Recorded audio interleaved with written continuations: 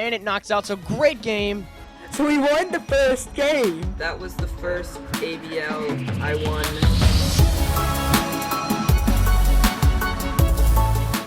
Welcome everyone to the Alpha Battle League Highlights / Talk Show series. I'm your host, Levitee, aka coach of the Toronto Weaviles. So in this series, we're going to be showing highlights for the week and talking about the battles that occurred. But without further ado, let's get into the highlights. Kicking off Season 1 of the ABL, we had the Toronto Weaviles versus the Florida Ferraligatrs. Toronto Weaviles coming up with the crushing 6-0 victory over the Ferraligatrs. The Weaviles Mega Meta Gem definitely putting in the work, killing most of the Pokemon, taking out the big threats, Kieran Black, Regigigas, Chansey, pretty much one-shotting all of those Pokemon.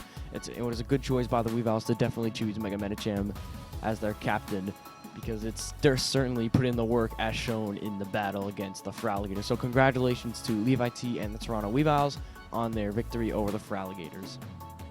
I'm going to Drain Punch here because it's the safest move to go for, and it knocks out. So great game. Following their battle, we had the Richmond Spinaraks versus the United Kingdom Charmanders. Richmond Spinaraks coming up with another crushing win of a 6-0 victory over the Charmanders, and certainly the Richmond Spinaraks pretty much swept the Charmanders with Mega Tyranitar. He set up a Dragon Dance, and Mega Tyranitar just swept from there on out. So it was a very crushing victory for the Richmond Spinaraks and a very devastating blow to the Charmanders. So congratulations to the Spinaraks on their devastating win over the Charmanders. Wow, I don't have any words. We just 6-0'd him. Next up, we had the California Ursarings versus the Oceanic Greninjas. California Ursarings coming up with a 3-0 victory. Not a 6-0 victory like our previous two battles, but the Ursarings definitely put in the work, and they came up with the victory over the Greninjas. I feel like this was a battle between two evenly matched coaches. xLordM pretty much even with Black Star Studios, so congratulations on the California Ursarings with their 3-0 victory over the Oceanic Greninjas. This video, that was the first ABL video I won with 3 Pokemon remaining. For our final battle of Week 1, we had the Colorado Staraptors versus the Groningen Slowkings. Groningen Slowkings coming up with a crushing 6-0 victory, the three of the 6-0 victories for Week 1. Slowkings definitely showing their true power of a battler. Nathan, their coach, definitely putting in the work up against the Staraptors. Staraptors really didn't know what they could do against the Slowkings, so he was pretty much just doing what he could do, but unfortunately it did not work for him. So congratulations to the Slowkings on their crushing 6-0 victory over the Colorado Staraptors. That's all I feel. Now, ladies and gentlemen, we are going to be doing a little type of thing where each week we bring on a different coach from each team to talk about their battle and how they think they performed and how the opponent performed. So for this week, we have Trevor, the coach of the Richmond Spinaraks. So how are you doing today? I am doing pretty good myself. That's great. So Yeah. you versed the United Kingdom Charmanders, right? Yes. How do you think your battle went? I think it went pretty well for me, not for him, of course. Yeah, I definitely think that I don't want to say in a sense that he's bad at battling. I just think he doesn't have that much experience with a competitive battling, so he didn't really know what to do up against your Tyranitar once he got a Dragon Dance up. So he was probably just like, oh crap, what do I do now? Yeah. So like I mentioned earlier, if you guys do not know this, but Trevor swept the United Kingdom Charmanders with a Mega Tyranitar, setting up a Dragon Dance. So how do you think that went for you after you set up the Dragon Dance? After I set up the Dragon Dance, Did you think it was game over for him, or do you think I might need to set up a few more for a sweep, or? No? I set up one for a test to see if it'll KO the other Pokemon. His Pokemon that was out. Can't remember which one was out though, but and it did KO him, which was to my surprise. So I kept him in. He almost did kill my Tyranitar, which would have been good for him, but didn't. And Tyranitar had the speed boost and the attack boost, which helped it a lot in killing his whole team. I'm trying to look here which one of his Pokemon actually almost killed your Tyranitar. So it was Metagross. No, it was not Metagross. It must have been Magnezone. So yeah, Magnezone set up a Protect, and Magnezone nearly almost killed your Tyranitar. So if he would have killed Tyranitar, do you think it would have been a different outcome, or he already had 2 Pokemon down? Do you think it would have just been a 5-0 instead of a 6-0? I would have just sent out Volcanion and just, yeah, it wouldn't have been any different outcome except for 5-0. Yeah, I think the problem with sending out Volcanion, though, is because he's got that Magnezone, which, I don't know if Volcanion's weak to electric or not, since he's half water. Okay, so that might cause some trouble for you, but I'm pretty sure you outspeed a non-scarfed Magnezone, and you can just flamethrower that thing. I could have just sent out Chestnut as well, though. Yeah, a lot of his Pokemon were actually got destroyed by Tyranitar, so I think it was great that you actually brought him. And especially since you brought Ice Punch, you really took out the Dragonite and the Torterra. Because Doublade gets bought by Crunch, Dragonite Ice Punch, Metagross Crunch or Earthquake, Bisharp Earthquake, Torterra Ice Punch and Magnezone Earthquake too, unless I think what could have helped him if he would have brought Air Balloon Magnezone. Yeah, that would have definitely helped him. I thought he had an Air Balloon on, so I went for the Crunch. Yeah. Well, just to pop it.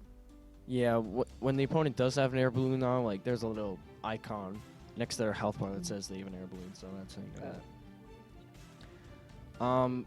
I think one problem for his is once he saw that you set up the Dragon Dance, I think he just should have just switched Bisharp out right away. He could have possibly went into Dragonite, which would have been immune to the Earthquake, which would have been really good for him.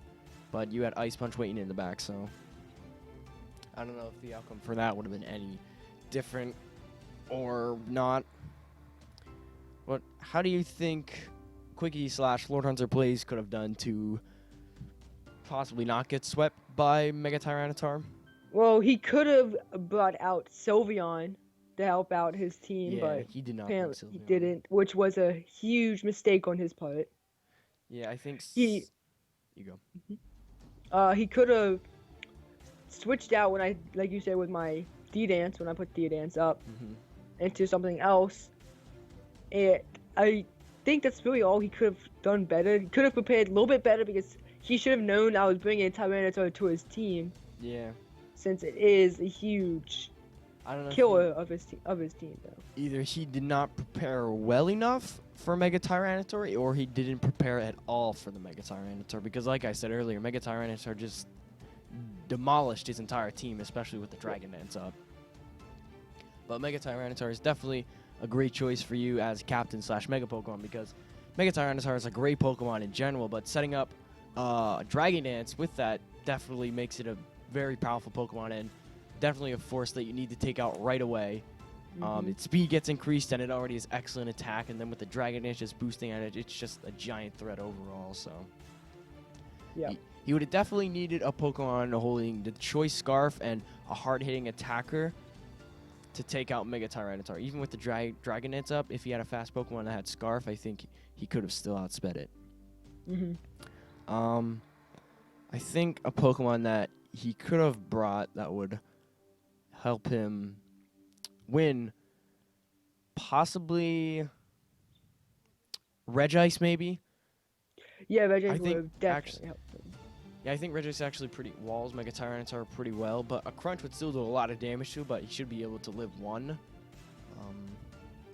He did not bring the Mega Charizard X, which I guess is good for you.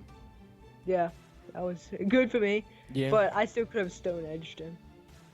Yeah, so hopefully Lord Hunter plays, or Quicky, if you're watching this, don't think we're criticizing you or anything. This is constructive criticism. So if you're watching this, this is to help you get better in the league and prepare well, because we pretty much flat out told you that you didn't prepare well for the Spinaraks, so you should prepare well for your next opponent, which I do not know who you are going up against next.